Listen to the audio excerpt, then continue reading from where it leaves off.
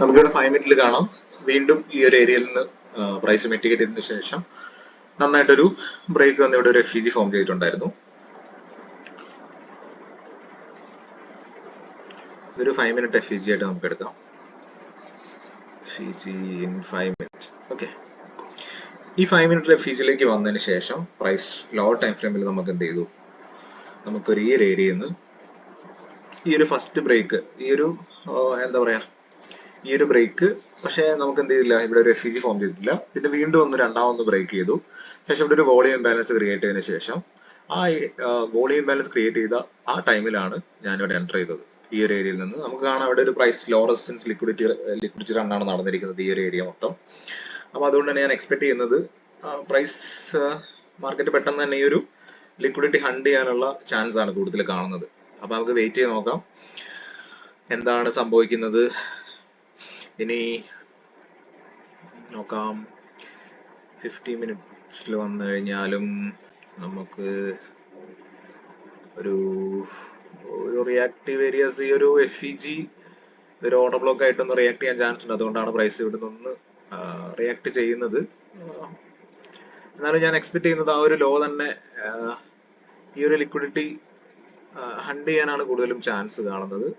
Okay, നോക്കാം നമുക്ക് എന്താവും എന്നുള്ളത് കാണാം. പിന്നെ ജസ്റ്റ് നമുക്ക് ആ ഒരു 15 മിനിറ്റ് ഓർഡർ ബ്ലോക്ക് ഒന്ന് മാർക്ക് ചെയ്ത് വെക്കാം.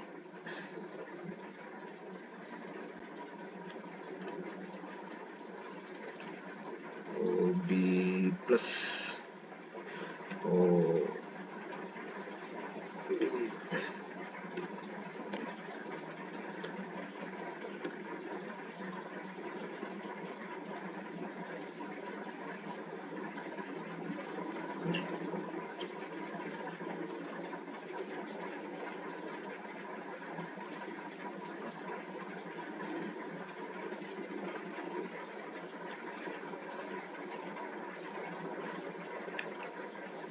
അപ്പോൾ നമുക്ക് എന്തായാലും ഒന്ന് വെയിറ്റ് ചെയ്യാം.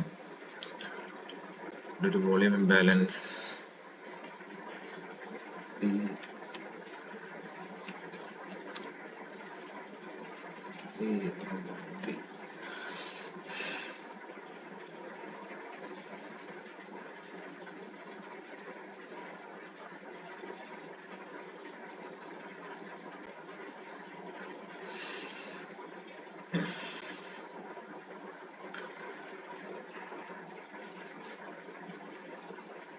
നമുക്ക് വെയിറ്റ് ചെയ്യാം ഈ ഒരു ലിക്വിഡിറ്റി എത്തുന്നത് വരെ.